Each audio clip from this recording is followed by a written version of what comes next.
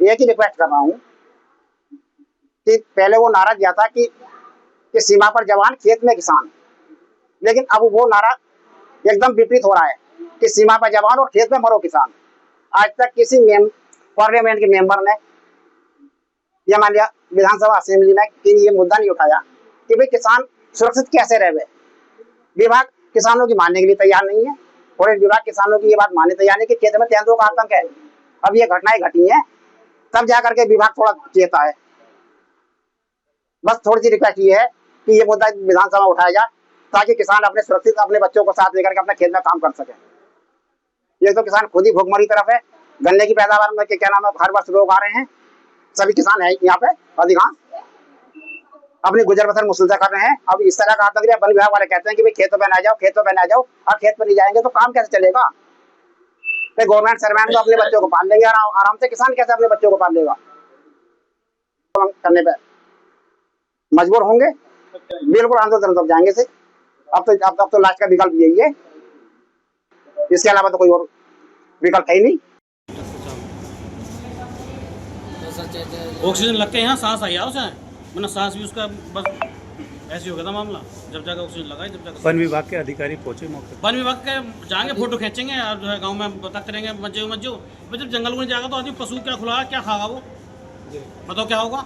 One विभाग वाले दरोगा जी खड़े हैं, लेकिन अस्पताल पहुंचे, बस सब लालब रोटी पड़ी वही खाना बनने वही खा रहे हैं। कौन गन्ने में कौन घुस रहा है इनमें? गन्ने में कौन घुस रहा है? जाकर फोटो खींचा, मुख्यमंत्री भेज दो जी हम काम कर रहे हैं।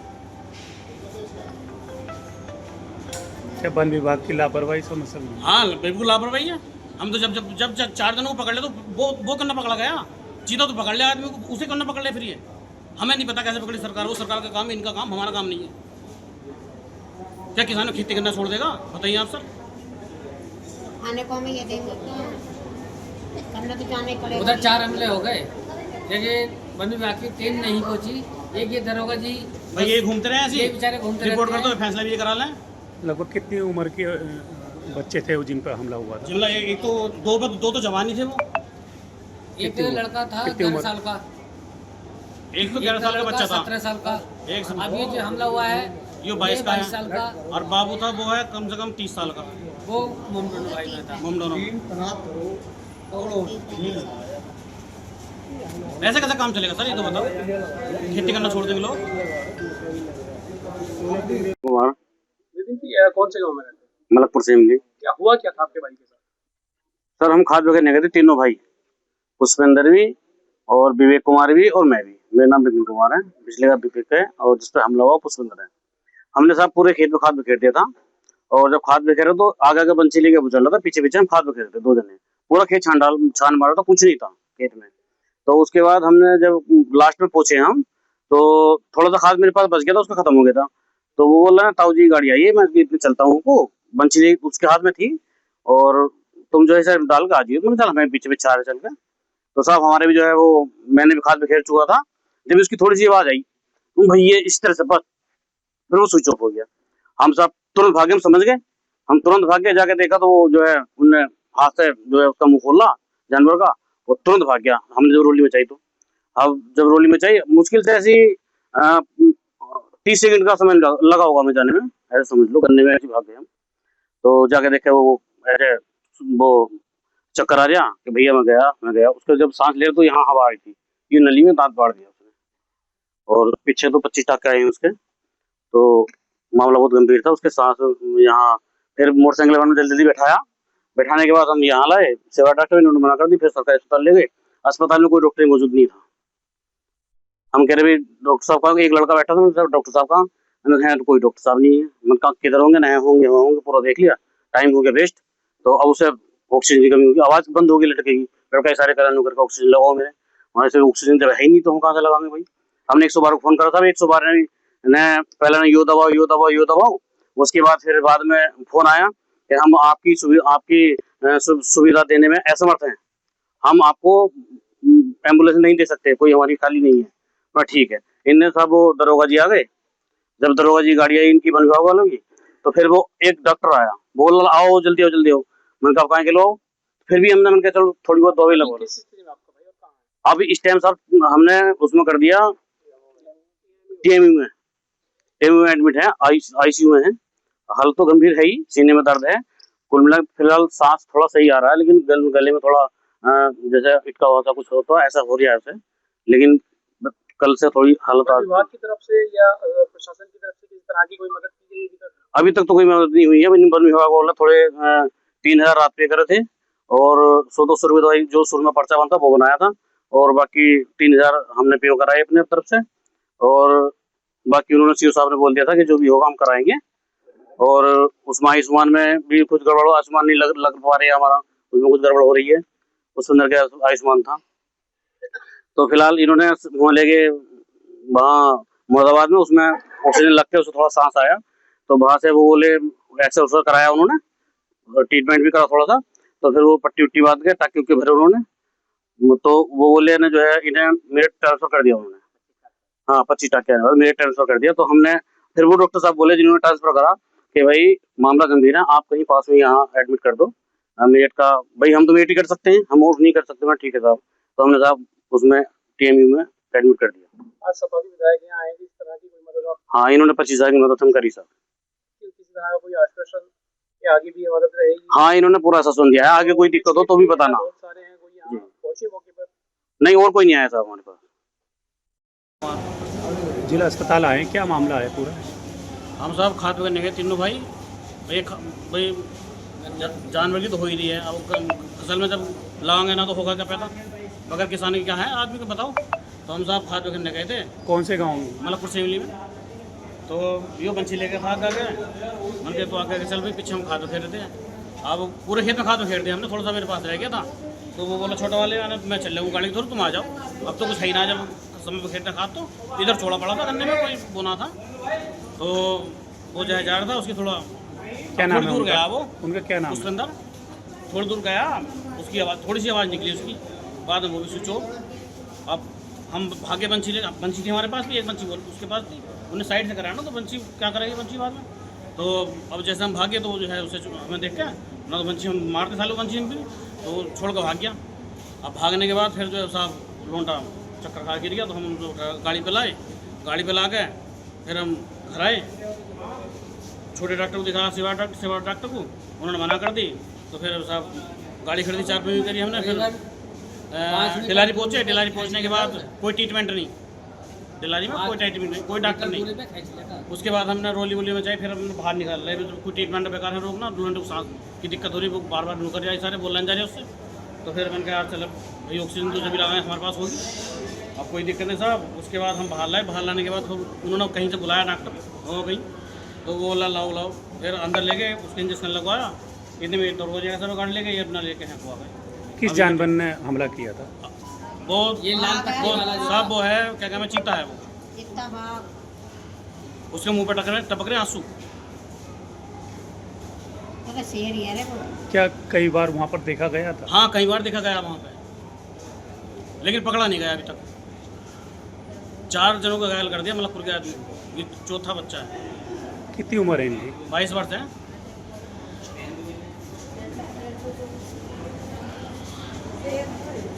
फैमिली आए, यहाँ 2 लोगों पर भी हमला हुआ है, और उसके बाद में लगभग अब तक ठाकुरद्वारा तहसील में 1 दर्जन से अधिक लोगों पर हमला हो गया और एक महिला की मौत।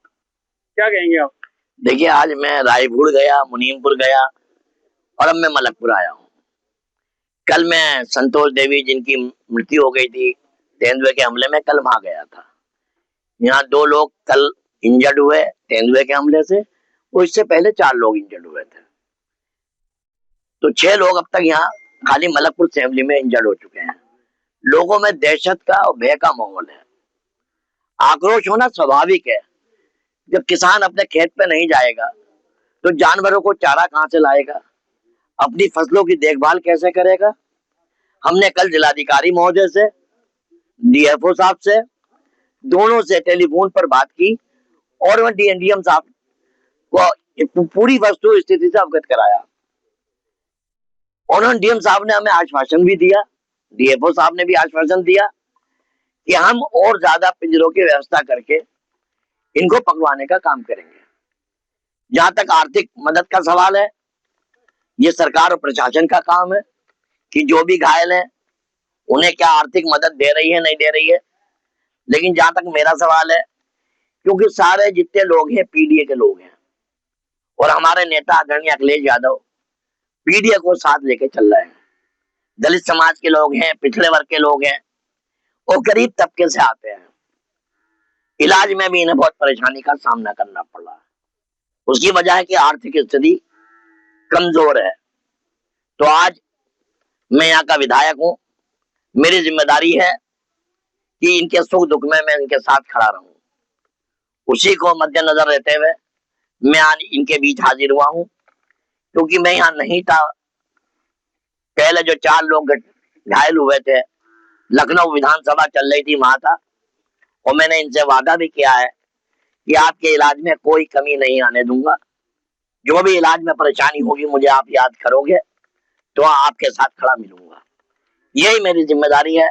आज भी मैंने जो 4 घायल थे उन्हें आर्थिक मदद दी है और जो 2 कल इंजर्ड हुए उन्हें भी आर्थिक मदद देने का काम किया है।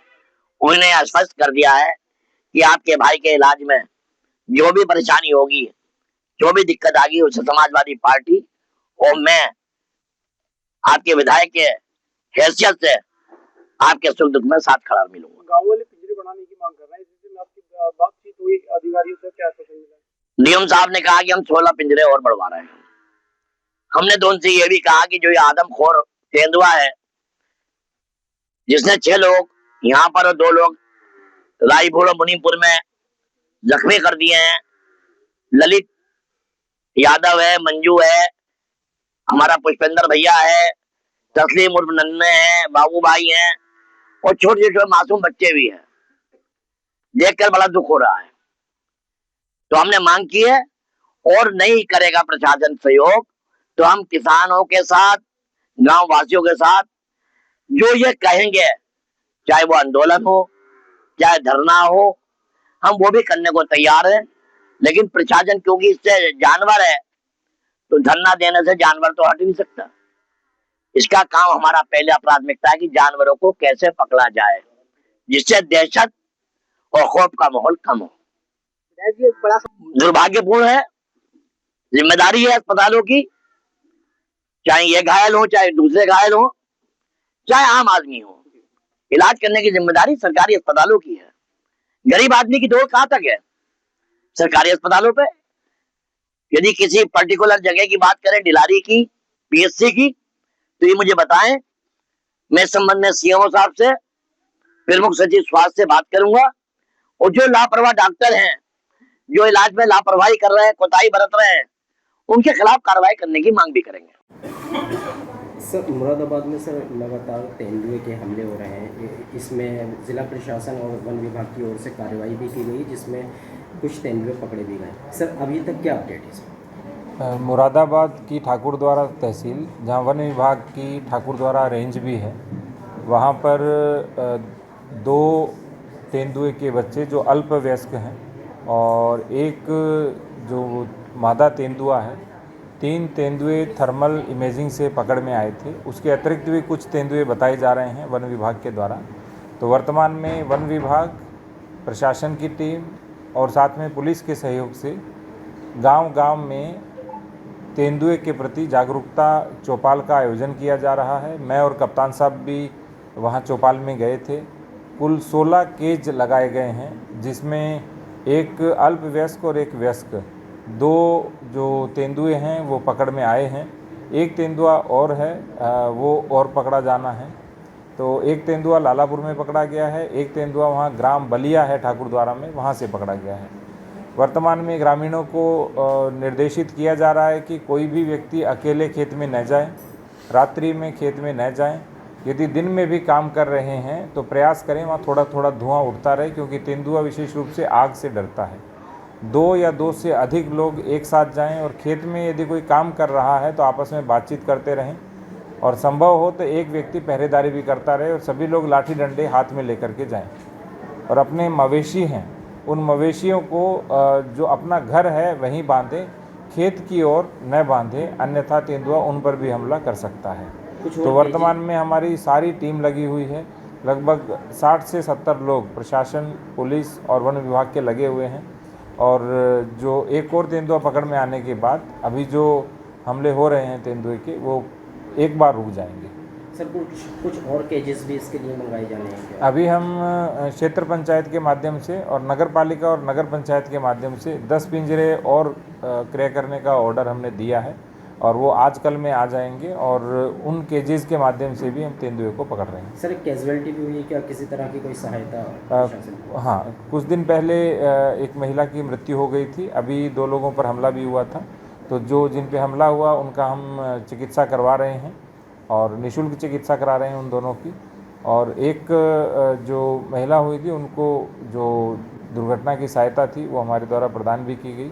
और इसके साथ साथ हम प्रयास कर रहे हैं कि जो ग्रामीण लोग हैं वो आप परस्पर यदि जागरूक रहेंगे और एक साथ ग्रुप में विचरण करेंगे तो कोई समस्या नहीं होगी। कावड़ पथ है सर, वहाँ भी इसका खतरा है लगातार और कुछ जागरूकता अभियान भी वहाँ चला रहे हैं। कावड़ पथ के ऊपर हमने एक कावड़ वैन भी, मोबाइल वैन भी तैयार की है ताकि उस क्षेत्र के अंदर लगातार लाइटिंग रहे, क्योंकि लाइट से, आग से तेंदुआ भागता है, तो वो वैन भी वहाँ लगातार निगरानी कर रही है।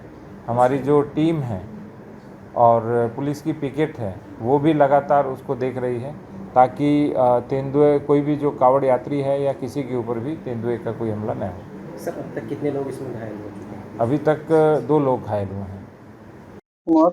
क्या हुआ था? ये सर 10 जुलाई की अगस्त की बात थी। हम 10 बजे बारिश पड़ने के बाद में पत्ता लेने गए थे ढोरों के निहार करने के लिए। तो जैसे गन्ने गिर जाते हैं, वो गन्ने बांध रहा था मैं, 14 गन्ना था वो, मैं जैसे जुगा ना उठाने के लिए, तो उसने तेंदुए ने डायरेक्ट मेरे गर्दन पर हमला करा, पहले मुझे नीचे गिरा लिया। गिराने के बाद में फिर मैंने तो धकेल के मारा, फिर मैं पीछे हुआ। फिर जो मेरे साथ के सौरभ कुमार और उनकी मम्मी और मेरी अम्मा थी, उन्होंने वो तेंदुए को भगाया मेरे आगे आके। उसके साथ में तेंदुए के साथ 2 बच्चे और थे उसके। फिर हम घर आए, घर से 108 पे हमने कॉल करी, एम्बुलेंस एक हमें ठाकर द्वारे में हमें इलाज करवाया। और आज तारीख आज 12 तारीख को हमारे यहाँ के विधायक साहब श्री नवाज जाम सिंह ये आए हैं और हमें सरकारी सहायता उपलब्ध करवाई।